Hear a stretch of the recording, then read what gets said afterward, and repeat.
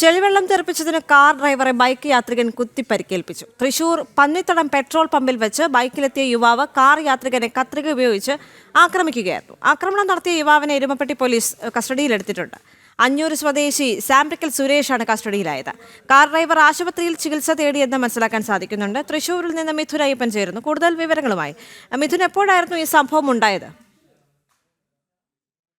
7:30 ഇത്തരമൊരു സംഭവം ഉണ്ടാകുന്നത്. വെറും നിസ്സാരമായ കാരണത്തിനെ തുടർന്നാണ് ഇതൊരു ആക്രമണം ഉണ്ടായത് എന്ന് മനസ്സിലാക്കാൻ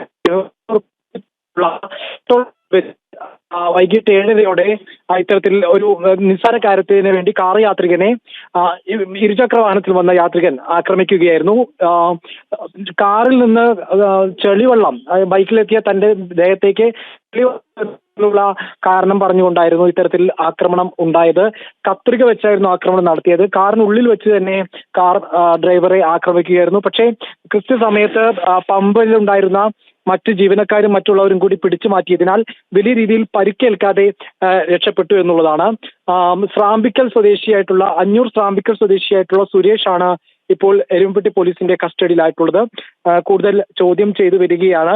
ഏതെങ്കിലും തരത്തിൽ ലഹരി ഉപയോഗം അടക്കം ഉണ്ടായിട്ടുണ്ടോ എന്നടക്കം പോലീസ് ഇപ്പോൾ പരിശോധിക്കുന്നുണ്ട്. ഏതായാലും ഇപ്പോൾ ഒരു നിസ്സാര കാര്യത്തിന്റെ പേരിൽ വലിയ രീതിയിലുള്ള ഒരു അക്രമത്തിലേക്ക് കടന്നിരിക്കുന്നു.